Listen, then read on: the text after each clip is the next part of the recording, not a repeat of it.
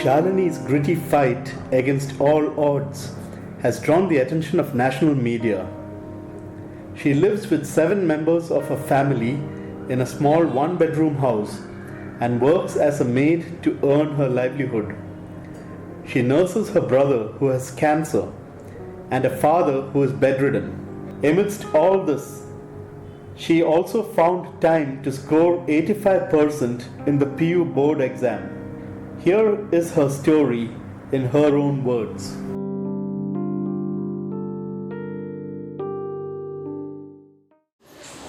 Since from past 14 years I'm being in Bangalore only. Beginning Appa he was okay, but still Baro Kazali he used to drink and cards account he spent the money. He didn't give money to our family. So mama ಏನು ಮಾಡಿದ್ರು ಅಂದರೆ ಮನೆ ಕೆಲಸ ಮಾಡೋಕ್ಕೆ ಶುರು ಮಾಡಿದ್ರು. Home ಮೇಡಾಗಿ work ಮಾಡೋಕ್ಕೆ ಶುರು ಮಾಡಿದ್ರು. ಮತ್ತು ಗಾರೆ ಕೆಲಸ ಕೂಲಿ ಕೆಲಸ ಮಾಡ್ತಿದ್ರು. ದೆನ್ ಬತ್ತಿ ಅದು ಕೆಲಸ ಎಲ್ಲ ಮಾಡಿಬಿಟ್ಟು ನಮ್ಮ ಮನೆ ಸಾಕ್ತಿದ್ರು.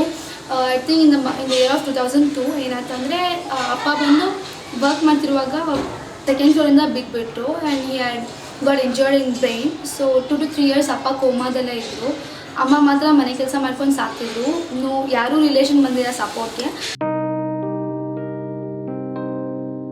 From first standard till 12th standard ತನಕ she didn't spend not even 5,000 for my studies. I have studied from my scholarship itself.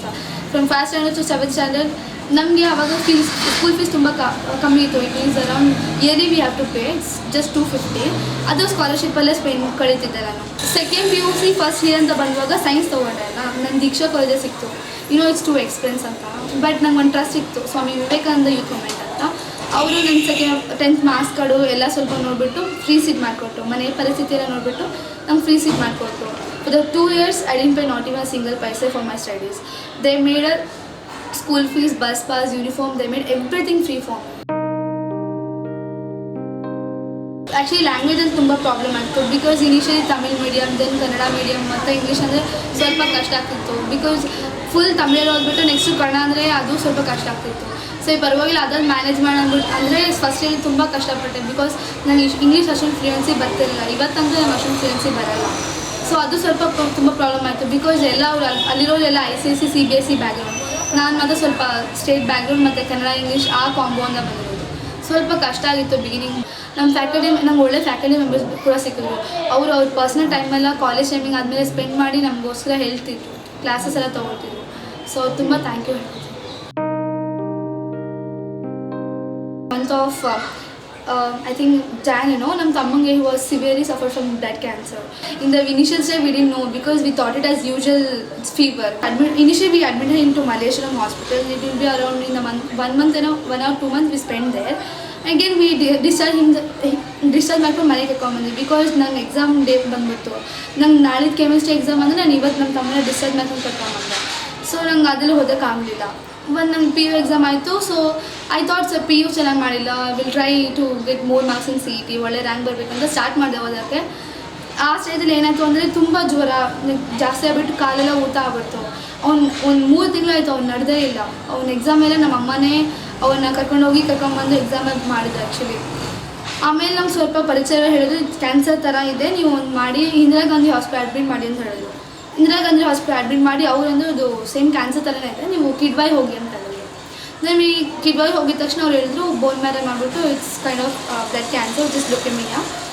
6 months ಅಲ್ಲೇ ಇದ್ದು ಟ್ರೀಟ್ಮೆಂಟ್ ತೊಗೋಬೇಕಂತ ಕಂಪಲ್ಸರಿ ಹೇಳ್ಬಿಟ್ಟು. So he is there now and my mom too ಅವ್ರ ಜೊತೆ ಇದ್ದಾರೆ nurse. ಏನಾಗಿತ್ತು ಅಂದರೆ ಅಮ್ಮ ಪೇಷಂಟ್ ಜೊತೆ ತಾಯಿ ಮಾತ್ರ ಇರಬೇಕು, ಸಿಸ್ಟರ್ ಎಲ್ಲ ಇರ್ಬಾರ್ದು ಅಂದ್ಬಿಟ್ಟು ನನ್ನ ಮನೆಗೆ ಕಳಿಸ್ಬಿಟ್ರು. ಅಮ್ಮ ಮನೆ ಕೆಲಸ ಬಿಟ್ಬಿಟ್ಟು ಅಲ್ಲಿಗೆ ಹೋಗ್ಬಿಟ್ರು. ಸೊ ಮನೆ ರನ್ ಮಾಡ್ಬೇಕಾದ್ರೆ ಸೊ ಹ್ಯಾವ್ ಟೇಕನ್ ನಾನೇ ಮನೆ ಕೆಲಸ ಮಾಡೋಕ್ಕೆ ಫುಲ್ ತೊಗೊಂಡೆ. I usually wake up at 4:30. 4:30ಗೆ ಎದ್ಬಿಟ್ರೆ I have to go to put rangolis. 6 o'clock 7:30 ತನಕ ಒಂದು ರೆಸಿಡೆನ್ಷಿಯಲ್ ಇದ್ರಲ್ಲಿ ಕೆಲಸ ಮಾಡ್ತಿದ್ದೆ, ಲೈಕ್ ಮಾಪಿಂಗ್ ಕ್ಲೀನ್ ಮಾಡೋದು. ಅದು ಮುಗಿದ ತಕ್ಷಣ ಇನ್ನೊಂದು ಮನೆ ಹೋಗ್ತಿದ್ದೆ. ಅವ್ರ ಮನೇಲಿ ಮನೆ ಗುಡಿಸ್ಬಿಟ್ಟು ಓಡಿಸ್ಬಿಟ್ಟು ಮಾಡೋದು. ಅದು ಅಷ್ಟೇ ದೊಡ್ಡ ಮನೆ ಅವ್ರಿಗೂ. It will take around 9 o'clock. 9 o'clock ಬಂದು ನಾನು ಓದೋಕ್ಕೆ ಶುರು ಮಾಡ್ತೇನೆ. 9 to 12 ಓದ್ತೀನಿ. 12 o'clock ಮೇಲೆ ಇನ್ನೊಂದು 2 ಮನೆ ಇರುತ್ತೆ. ಆ ಮನೆ ಮುಗಿಸ್ಕೊಂಡು ಬರೋಕ್ಕೆ 4:15 ಆಗುತ್ತೆ. 4:30 again 6:30 ತನಕ ಓದ್ತೇನೆ. again 7 o'clockಗೆ ಬಾಗಿಲು ನೀರಕ್ಕೆ ಹೋದರೆ 10:30 ತನಕ ಆಗುತ್ತೆ. again 10:30ಗೆ ಓದೋಕ್ಕೆ ಶುರು ಮಾಡಿದ್ರೆ 2:30 ತನಕ ಓದ್ತೇನೆ. ಸೆಕೆಂಡ್ ಪಿ ಯು ನನ್ನ ರಿಸಲ್ಟ್ ಒಂದು ದಿವಸ ಮುಂಚೆ ಸಂಡೇ ನಾನು ಹಾಸ್ಪಿಟ್ಲ್ ಹೋಗಿದ್ದೆ. ಅವಾಗ ಏನಾಯಿತು ಅಂದರೆ ನನಗೆ ತುಂಬ ಅಳು ಬಂತು. ಬಿಕಾಸ್ ನಮ್ಗೆ ಯಾರೂ ಇಲ್ಲ. ಬಿಕಾಸ್ ಒಂದು ಮನೆ ಅಂದರೆ ಅಪ್ಪ ಸ್ಟ್ರಾಂಗ್ ಇರಬೇಕು ಮನೇಲಿ, ನಮಗೆ ಅಪ್ಪ ಸ್ಟ್ರಾಂಗ್ ಇಲ್ವಲ್ಲ. ಸೊ ತುಂಬ ಬೇಜಾರಾಯಿತು. ಲೈಕ್ ಒಬ್ಬೊಬ್ಬರನ್ನ ನೋಡುವಾಗ ಅಪ್ಪ ಪ್ರೀತಿ ನಾನು ಇದುವರೆಗೂ ಚಿಕ್ಕ ವಯಸ್ಸಿನ ಅಪ್ಪ ಪ್ರೀತಿ ನೋಡಿದ್ರೆ ಬಂದವಳಲ್ಲ. ನಾನು ಸಪೋರ್ಟ್ ಮಾಡೋಕ್ಕೆ ಯಾರೂ ಇಲ್ಲ. ನನ್ನ ಫ್ಯೂಚರ್ ಏನು ಮಾಡ್ತೀನಿ, ನನ್ನ ಕೆರಿಯರ್ ಏನಾಗುತ್ತೆ ಅಂತ ಅಳ್ತಾ ಇದ್ದೆ.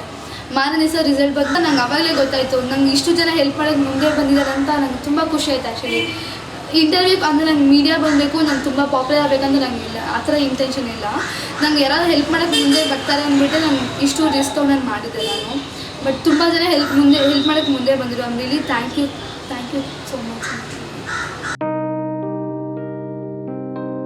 ತುಂಬ ಜನ ಹೇಳಿದೆ ನೀನು ತುಂಬ ಕಷ್ಟಪಟ್ಟಿದೆ ಅಂತ.